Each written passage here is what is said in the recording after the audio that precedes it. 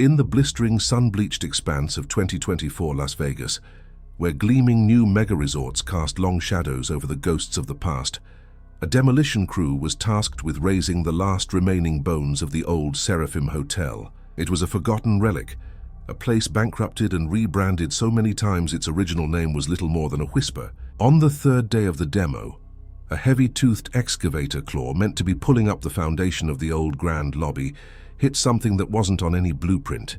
It was a void.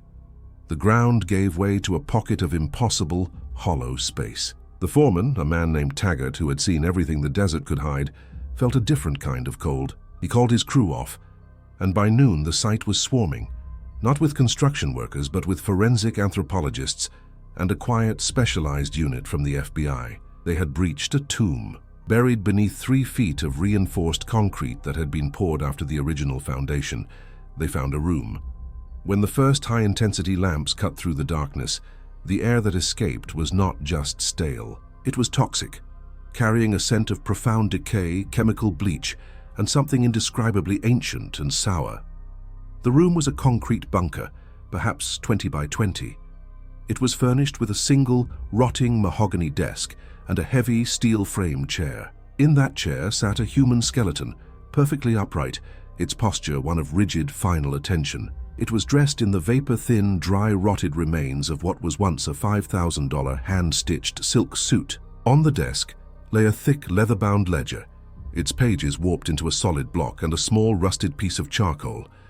But it was the walls that made the seasoned investigators step back, their flashlights tracing lines of madness. Every single surface, from floor to ceiling, was covered in a dense overlapping forest of small, meticulously carved tally marks. Thousands of them, tens of thousands. It was the careful, patient, maddening work of a lifetime. And there, on the wall near the door, a door that had been welded and plastered shut from the outside, was a single, childlike drawing. A small, simple, shaky outline of an angel. Dental records and a custom-made gold pinky ring confirmed the impossible. The skeleton belonged to Salvatore Sal Vulcan, a man who, according to every official history, had retired to a peaceful life in Sicily in 1948 and died of natural causes. The ledger, when painstakingly separated by forensics, was not a record of money but of names. This sealed-off room, this concrete coffin, was the truth behind a legend. It was the dark heart of a casino so infamous its crimes were never written down, a place whispered about by old-timers as being too evil for the files. And it was the final, silent testament to the one man who had worked there, a man known to the sinners and the desperate as the saint. His name was Joseph Marino. He was 36 years old, and this is the story of what truly happened in that basement and why the most terrifying secrets of the mob are never about money. They are about family. To understand how a man could be entombed alive beneath his own glittering kingdom, we must go back. We must go back to 1947, when the Las Vegas Strip was nothing but raw dust, high-stakes ambition, and blood. The Seraphim was not like the other casinos that would eventually follow. It was an anomaly, built by Sal Vulcan as less a business and more a monument to his own ego. It rose from the desert floor like a dark, glittering mirage. Inside, the rules of the outside world evaporated. The air was a heavy, intoxicating cocktail of expensive cigar smoke, stale bourbon, the cloying sweetness of French perfume, and the faint, ever-present metallic tang of copper and silver coins. The sounds were a constant, mesmerizing symphony. The dry, hypnotic rattle of the roulette ball dancing over the frets, the soft thwack of cards on green felt, the deep, resonant murmur of 100 private conversations, and over it all, the bright, cold, falling rain sound of silver dollars cascading into metal trays. This was a place where fortunes were made at 10 p.m. and lives were ruined by 3 a.m. Presiding over this kingdom of noise and desperation was a man who moved in perfect, unnerving silence. His name was Joseph Marino. He was 36, but his eyes held the weight of a much older soul. He was tall, unnervingly thin, and wore a simple, perfectly tailored black suit that seemed to absorb the dim, golden light of the chandeliers. He carried no weapon. He never smiled. He never, ever raised his voice. His only tool was a small, black, leather-bound notebook that he kept in his breast pocket. which he would occasionally touch, as if for reassurance, but almost never wrote in. His title was floor manager, but this was a lie. To the staff, he was the confessor. To the high rollers, he was the fixer. To those in true desperate trouble, he was the saint. Joseph was the casino's living nervous system. He saw everything. He knew the card dealer at table 3 was skimming, but he also knew the dealer's wife was in the hospital, so he would fix it, ensuring the house was repaid from the dealer's salary and the man's theft was never mentioned again. He knew the high roller from Chicago wasn't sweating the cards. He was sweating the 2 men at the bar, and Joseph would quietly arrange for casino security to escort the man to a different exit. He was a performer of quiet, invisible miracles for the house. The most famous of these miracles, the one that cemented his legend, involved a drunken Texas oil man named Harlan Croft. Croft, flush with liquor and rage from a bad run at craps, had grabbed a showgirl by the arm and, when she resisted, pulled a .45 pistol from his boot demanding better service. The casino floor went dead silent. The 2 hulking bodyguards by the door, a pair of ex-boxers named Tiny and Gus, tensed, their hands going inside their jackets, ready to break the man in half. But Joseph simply glided through the parting crowd. He didn't look at the gun. He looked at Croft's face, then his hands. He leaned in, his voice barely a whisper, inaudible to everyone even a foot away. He said, "The weather in Galveston must be terrible this time of year, Mr. Croft, especially for Clara. That's your other daughter's name, isn't it? The one your wife doesn't know about?" The oilman's face went from a furious, blotchy puce to a sheet-white mask of terror. The gun hand trembled. He slowly, agonizingly lowered the pistol. He fumbled for his chips, sliding a stack of black $1,000 chips toward the trembling girl. "My apologies, ma'am," he stammered, and then he turned and walked, stiff-legged, out of the Seraphim. He was never seen in Las Vegas again. No one knew what Joseph said. He had simply looked into the man's soul, found the single, darkest secret he kept buried, and presented it to him as a simple fact. This was his power. He didn't use force, he used the truth. And in a city built on deception, the unvarnished truth was the most terrifying weapon of all. Joseph Marino's life was a fortress of contradictions. He spent his nights navigating a sewer of human weakness and moral corruption, yet he himself lived a life of almost monastic simplicity. He owned a small 2-bedroom bungalow on the scrub-brush edge of the desert, far from the neon glare and the ceaseless noise. The silence of the desert was his only luxury. He owned 2 identical black suits. He ate simple food, often standing up in his own kitchen. He had no friends, no vices, and no visitors. This profound isolation was a non-negotiable requirement of his life. Because in the 2nd bedroom of that bungalow, behind a locked door, Joseph Marino kept his secret, his flaw, his entire world. Her name was Isabella. She was 20 years old, with the same dark eyes as Joseph, but hers held no weight. They were filled with a simple, trusting, innocent light. Isabella had the gentle, uncomplicated mind of a 6-year-old child. She was Joseph's anchor, the single point of goodness in his universe. After their parents had perished in a tenement fire back in New York, Joseph had found her in a brutal state-run institution, a place of gray walls and cold hands. He had pulled her out, sworn to protect her, and had come to Las Vegas to sell Vulcan for the one thing this city offered in abundance: money. The money to keep her safe, the money to hire a full-time nurse, a kind, older widow named Mrs. Elena, who read to Isabella and helped her with her drawings, the money to build a wall of security and secrecy around her, to protect her from a world that would see her as broken or incomplete. Then there was Salvatore Sal Vulcan. Sal was the opposite of his saint. He was a mountain of a man, forged in the fires of the old country, a creature of pure, brutalist strength. He wore suits that cost more than a car, and his rage was explosive and legendary. He had built the Seraphim not just as a casino, but as a monument to himself. He saw Las Vegas not as a business opportunity, but as his new kingdom, and he demanded, with a religious fervor, that it be perfect. He despised weakness. He hated flaws. He had once personally and publicly fired a waiter for a single smudge of lipstick on a water glass, banishing him from the premises. In a more chilling instance, He'd had a man's legs broken simply for coughing too loudly during a high-stakes baccarat game, ruining, as he put it, the purity of the tension. This obsession with perfection was his code, his religion. He saw Joseph's saint persona not as an asset, but as a useful, specialized tool, a scalpel for excising problems. But he also knew about Isabella. He had never seen her, but he knew, and in Sal Vulcan's perfect, brutal, sterile world, a man who loved something so flawed was himself flawed. He was a contaminated tool, and Vulcan was merely waiting for the perfect, cruel moment to test just how deep that contamination ran.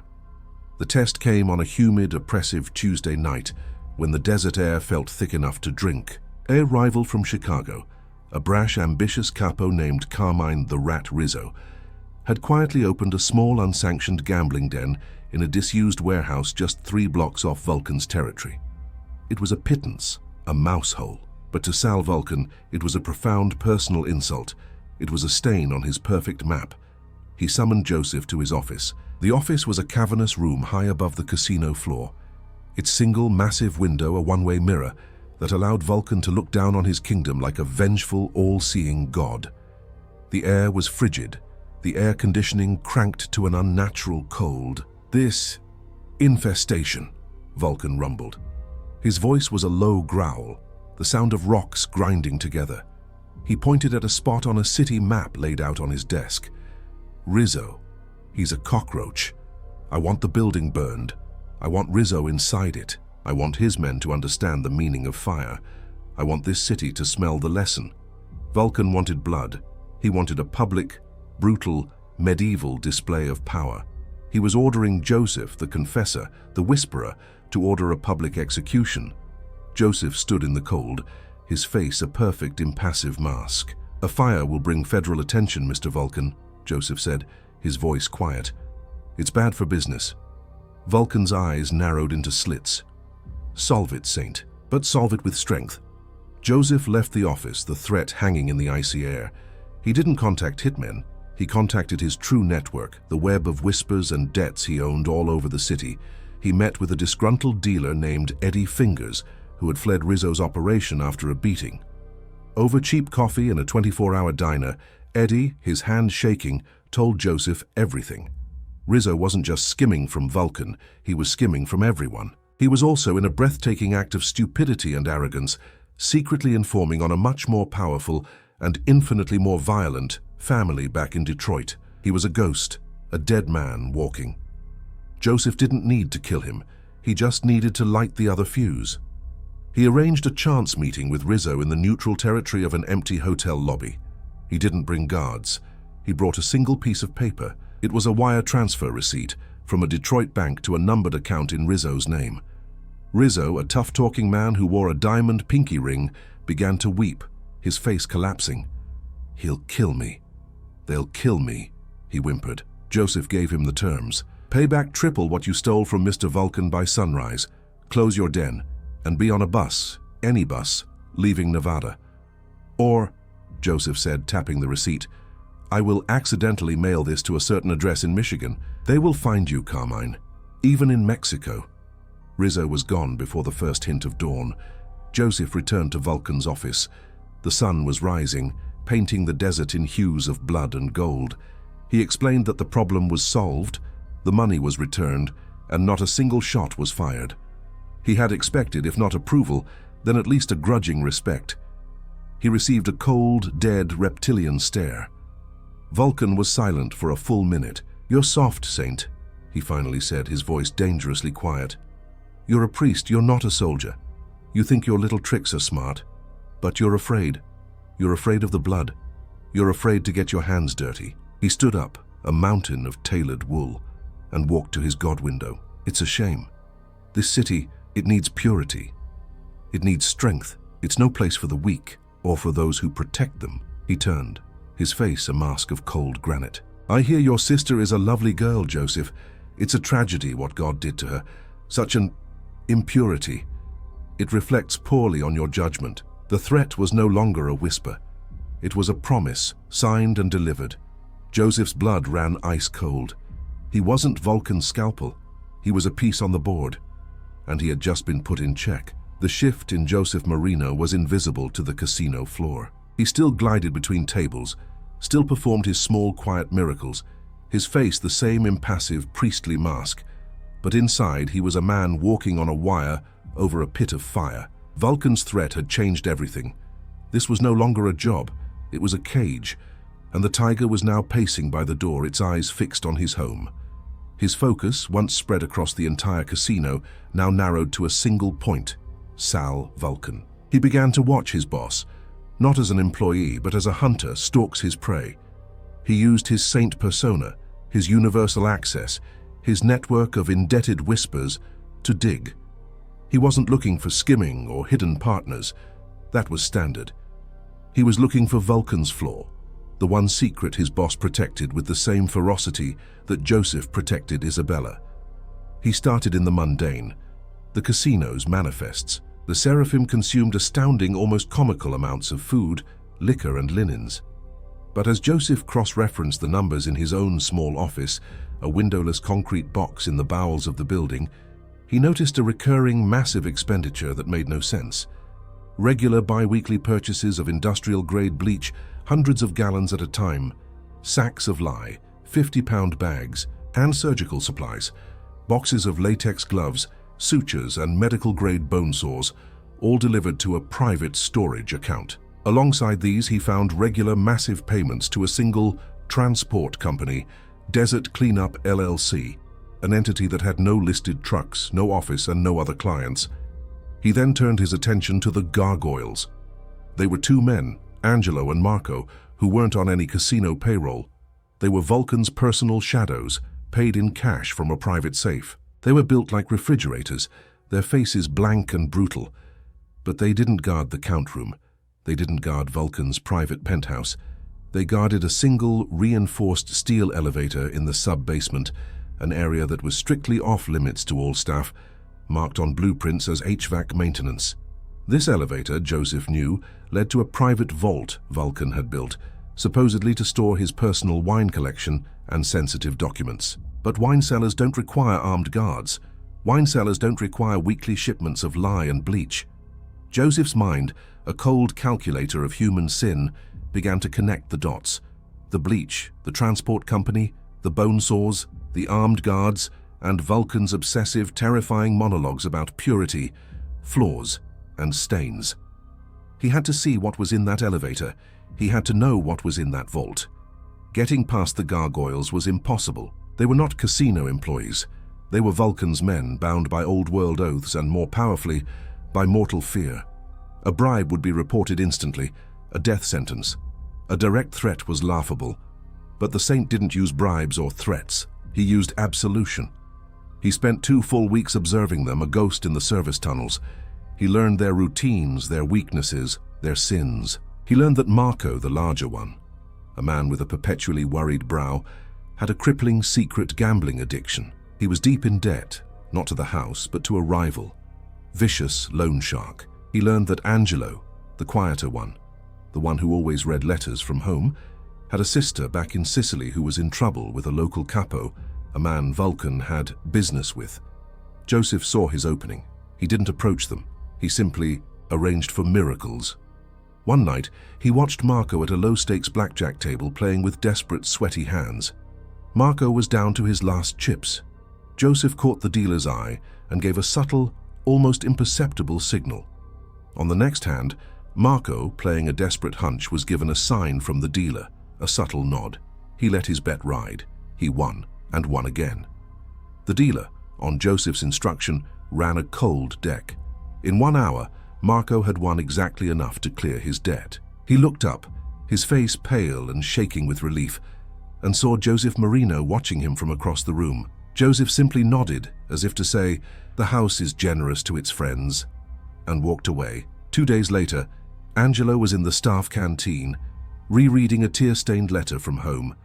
Joseph sat down across from him, placing a cup of coffee on the table. "I heard a rumor, Angelo," Joseph said quietly, "that your capo back home, a man named Leone, has had a sudden change of heart, forgiven your sister's debt, It seems a mutual friend in New York reminded him of the value of good relations. Angelo looked up, his eyes wide with disbelief and a dawning, terrifying gratitude. He knew there was only one man in Vegas with the reach to influence a capo in Sicily without a single shot being fired. "Why?" Angelo whispered. "The house protects its family," Joseph said, and left. That night, just before dawn, Joseph Marino went to the sub-basement. He told the guards he needed to do a private inventory of the wine for Mr. Vulcan. Marco looked at Angelo. Angelo looked at the floor, then at the man who had saved his sister. He took out his key. Marco produced his. It took 2 keys to operate the lift. "You have 10 minutes, Saint," Angelo whispered, his voice thick. "For our families, 10 minutes. Then we never saw you." Joseph nodded, stepped inside the cold steel box, and pressed the only button, a black, unmarked circle. The elevator descended with a heavy, grinding groan, and the air grew impossibly cold. The elevator doors opened with a pneumatic hiss, and the smell hit him first. It was bleach, so strong it burned his nostrils, but underneath it, something else. Something coppery and foul, the scent of a slaughterhouse. This was no wine cellar. It was a sterile, concrete bunker, painted a stark, glaring white, lit by bare, buzzing, fluorescent bulbs. It was immaculate. The floor scrubbed so clean it gleamed, too clean. It was the absolute profound lack of anything. No dust, no dirt, no life that was so terrifying. In the center of the room sat a heavy steel desk with a large, open ledger. Along the walls were 4 simple, empty steel cots with thin mattresses, each one covered in a waterproof plastic-like material. Joseph walked to the desk, his heart a cold stone in his chest. He opened the ledger. It wasn't numbers, it was names, dozens of them. He recognized some. Patrick O'Hare was drunkard, loitered by East Entrance. Lucy Mendez, simple-minded, bothered high rollers floor. Billy Gimp Petrucci, flawed limb, drags dirt, unsightly. This wasn't a list of enemies. This wasn't a list of rivals. This was a list of the impure. Vulcan wasn't just killing his enemies, he was cleansing his perfect city. He was rounding up the flawed, the weak, the broken, the homeless, the mentally simple, the physically disabled. Anyone who didn't fit his impossible, monstrous image of perfection. The transport company, the bleach, the lie, the bone saws. It was a processing plant, a cleanup service for human beings. Joseph felt a wave of nausea so profound, he had to grip the desk. He flipped through the pages, his hands shaking. This was a ledger of souls, an accounting of a madman's obsession. And he knew with a septic cold certainty that almost stopped his heart, that if Vulcan ever decided Joseph himself was a threat, if he ever saw his flaw, Isabella's name would be the next one written on these pages. He heard the distant whine of the elevator mechanism from above, a signal. His time was up. With a trembling hand, he ripped a single page from the back of the ledger, a schedule of names for the desert cleanup transport, and shoved it deep into his pocket. He ran to the elevator, pressing the button, his mind screaming. He got out just as the guards were starting to pace, their faces tight with anxiety. He walked past them, his face a mask of stone, and ascended back into the world of noise and light, carrying a secret from hell. Joseph was a trapped man. He was a ghost in his own life. He couldn't run. Vulcan's reach was absolute. He had contacts in every state, every port. Running would be an admission of guilt, and they would be hunted and Isabella would be found. He couldn't fight. Vulcan had an army of men like Tiny and Gus, men who followed orders without question. He had to use the system against him. Vulcan was old school. He was a monster, but he was a monster who was part of a larger organization. He answered ultimately to the Commission, the National Board of Directors for the Crime Syndicate. And the Commission had rules. You don't just kill civilians, the broken, the simple. It was bad for business. It was the work of a pazzo, a madman, not a boss. It brought heat. It brought federal attention. It was a liability. Joseph had to expose Vulcan not as a monster, but as a bad investment. He had one and only one contact he could trust, an old consigliere from the Profacci family in New York, a man of immense quiet power named Matteo Vizzini. Years ago, Vizzini's only son, a hot-headed fool, had been caught in a deeply compromising and forbidden affair with the daughter of a rival capo.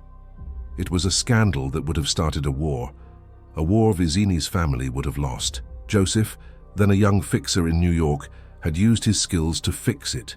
He had manufactured evidence, created a new narrative, and spirited the girl away, all without a drop of blood being spilled. He had saved Vizzini's son and his family's honor. Vizzini had sworn a blood oath, a debt he would one day repay. Joseph was now calling in that debt. He drove 50 miles into the desert to a dusty, isolated payphone outside a defunct gas station. He fed it a pocketful of coins and placed the call to a private number in a Brooklyn social club. He didn't speak Vizzini's name. He sent a coded telegram using terms from their shared past, terms from the olive oil import business that was their front. He explained that the vintner, Vulcan, was poisoning the stock, killing undesirables, that the cellar, the vault, was a plague pit, and that this sickness threatened the entire vineyard, the national operation. He requested an immediate inspection by the Board of Health, the commission. He then drove to a different town, mailing the stolen ledger page in a plain envelope to a secure P.O. box Vizzini maintained. It was a desperate all-or-nothing gambit. He was accusing one of the most powerful, feared and profitable men in the organization of being dangerously insane.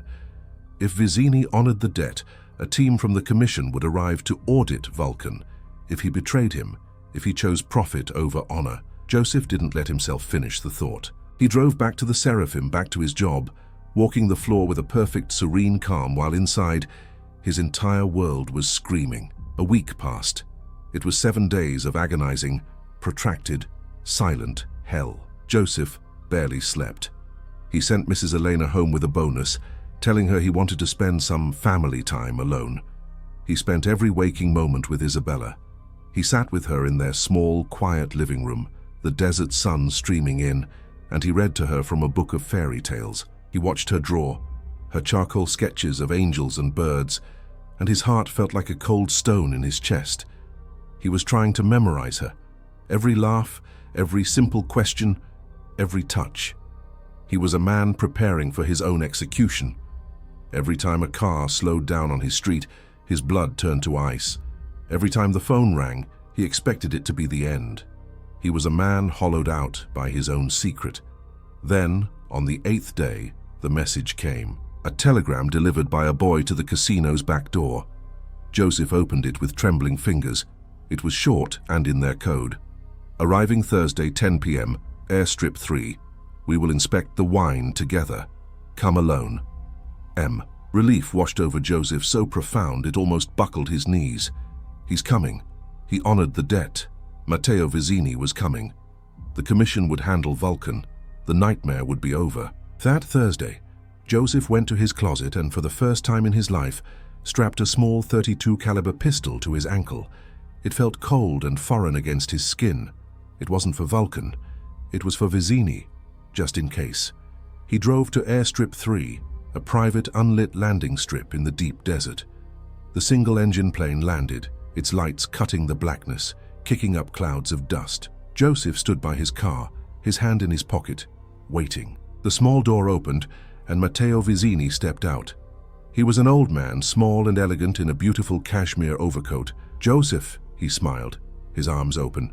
"It's been too long." Joseph started to walk forward, a genuine relieved smile breaking on his face for the first time in months. "Matteo, thank you." And then a second massive figure stepped out of the plane from the shadows of the cabin, Sal Vulcan. He was smiling, a thick cigarillo clamped in his teeth. "Hello, Saint," Vulcan said, his voice a low, triumphant growl.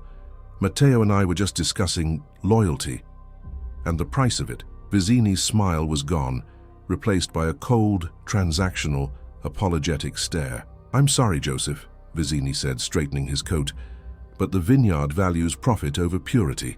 Vulcan's operation, it's very, very profitable. It was a trap. The consigliere had sold him out. The debt of honor was worthless against the river of cash flowing from the Seraphim. Before Joseph could even think of the gun on his ankle, his arms were seized from behind in a grip of pure steel. Vulcan's gargoyles, Marco and Angelo, stepped out of the darkness. "You've been so worried about impurities, Saint," Vulcan hissed, his face inches from Joseph's. "Let's go clean up your biggest one." They didn't kill him at the airstrip. That wasn't Vulcan's style. Cruelty for him was a performance, an art. They drove him in his own car back to the Seraphim. Vulcan rode in the passenger seat, humming, while Marco and Angelo sat in the back, their guns pressed into Joseph's ribs. They took him through the service tunnels, avoiding the casino, and to the sub-basement, to the reinforced steel elevator. Joseph's heart was hammering, a trapped bird in his chest.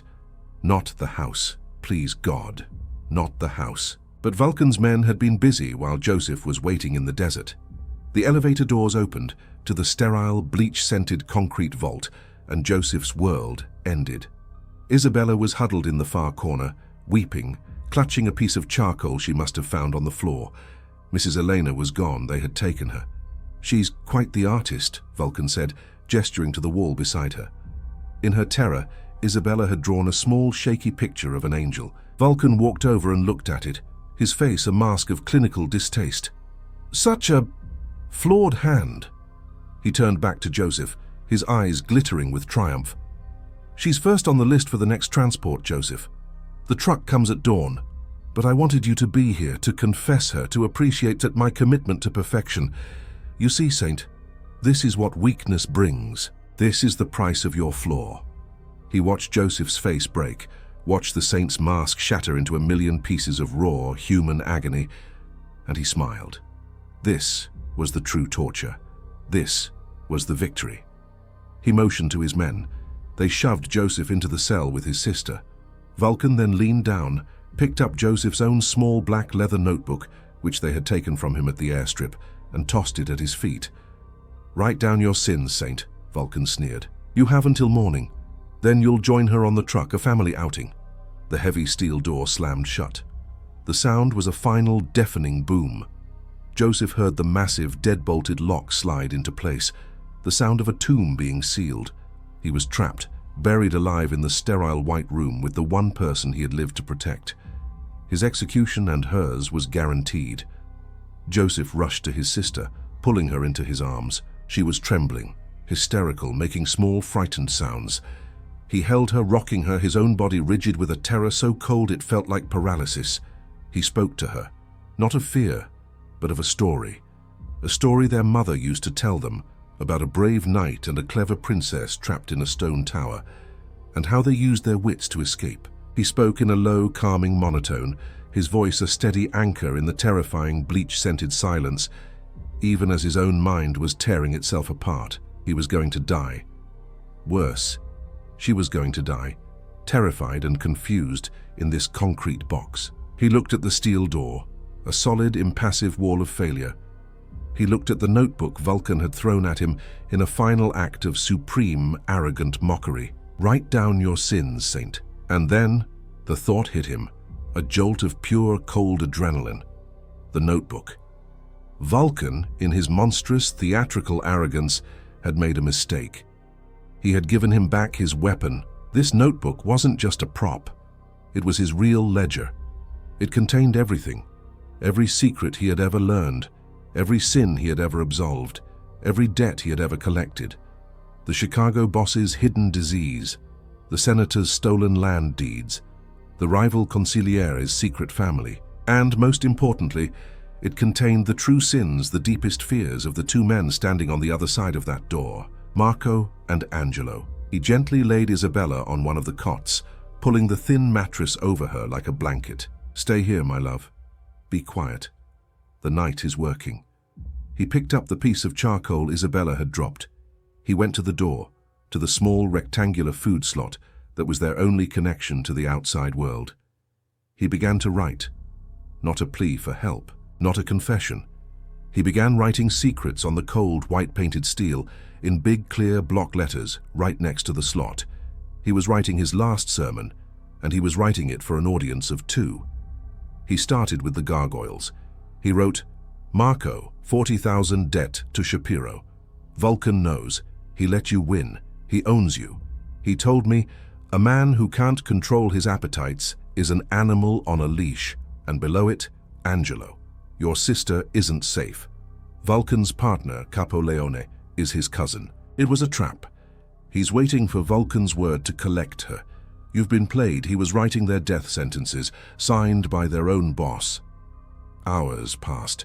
The air in the cell grew thick and cold. Isabella was asleep, exhausted from terror, on one of the cots. Joseph sat with his back to the door, listening. His entire being was focused on the sound of breathing, of shuffling feet on the other side. He was a gambler who had pushed all his chips into the center of the table. Finally, he heard a sound. The small rectangular food slot in the steel door slid open with a metallic scrape. A sliver of light cut the darkness. Marco's eyes appeared. They were wide, terrified, darting back and forth to read the words. "He's lying," Marco whispered, his voice trembling. "Am I?" Joseph said, his voice a low, resonant whisper. The saint's voice. "He let you win, Marco. He didn't save you. He bought you. Why?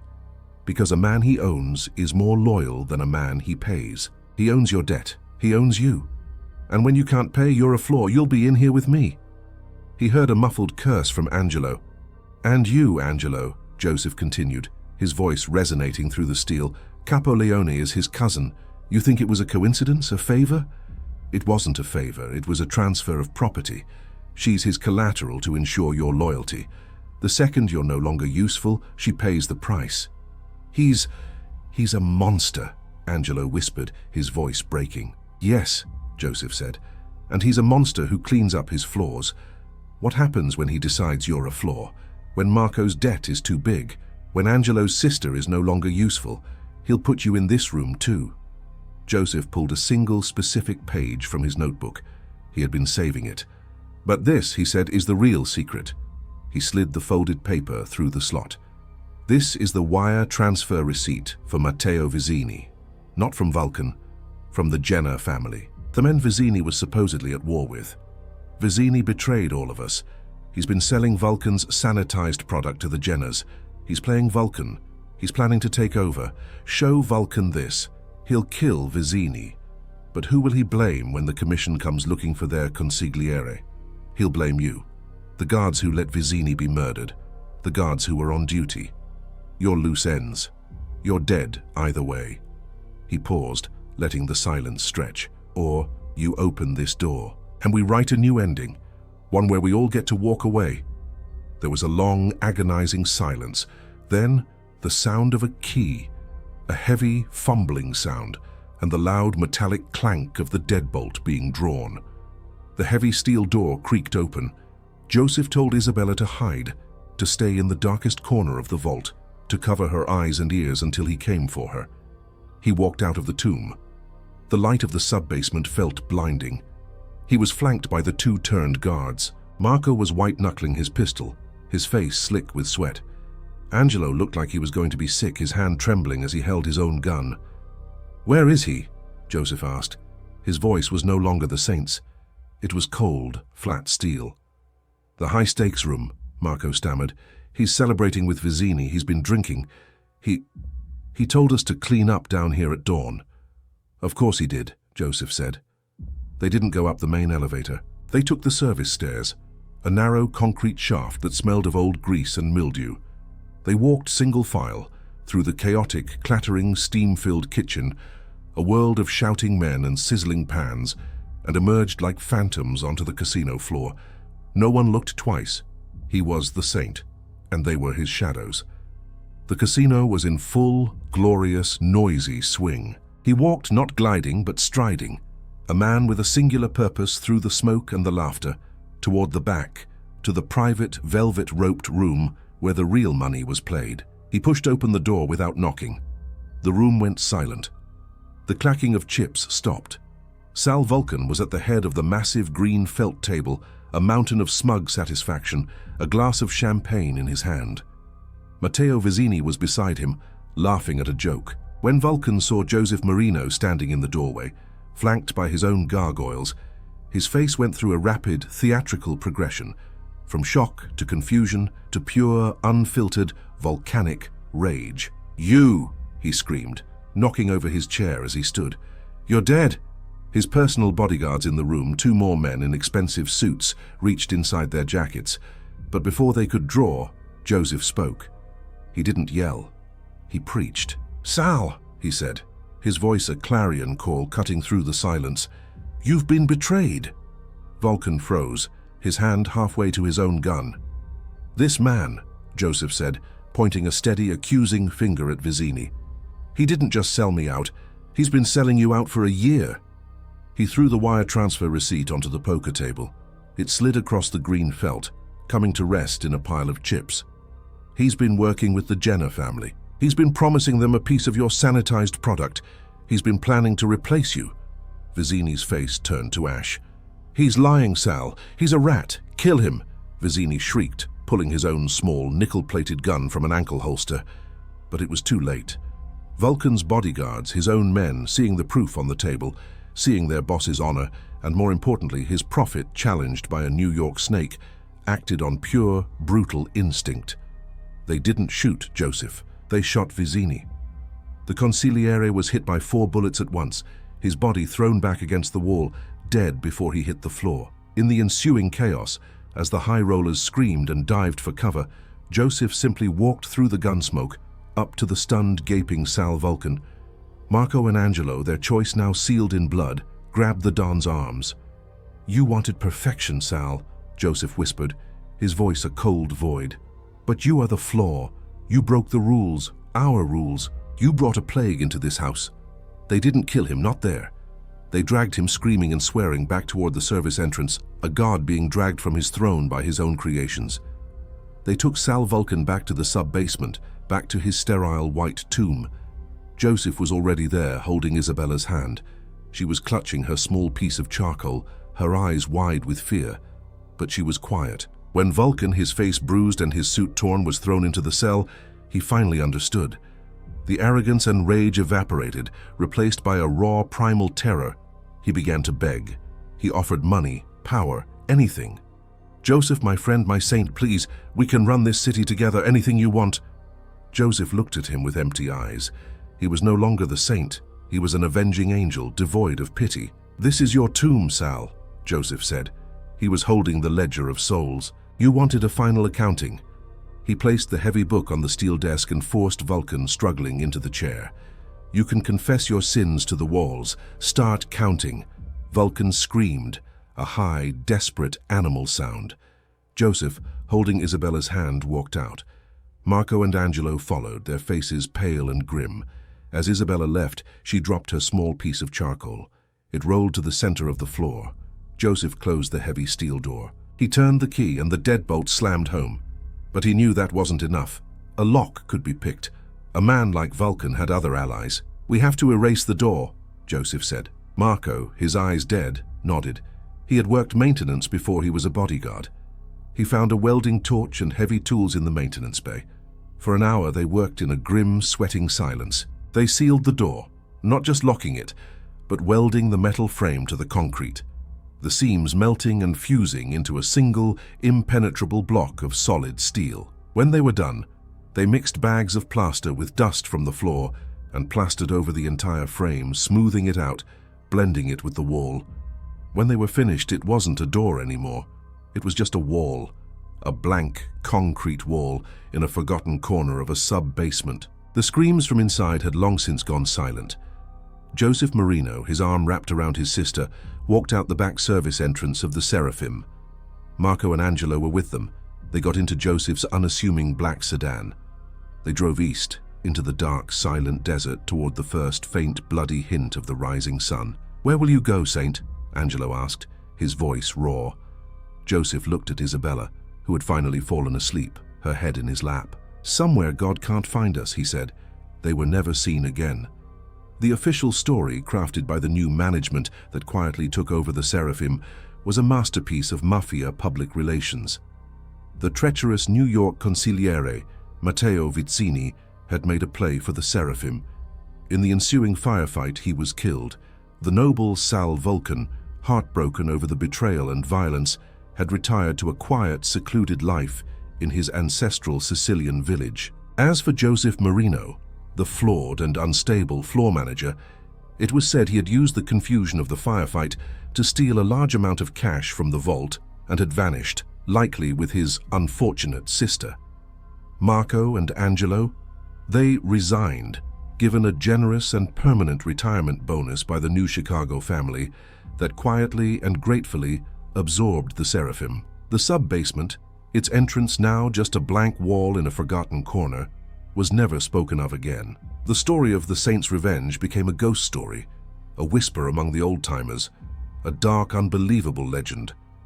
Old dealers, late at night, would sometimes swear that on quiet nights, when the casino floor was empty, you could hear something, a faint, rhythmic scratching, coming from beneath the foundation.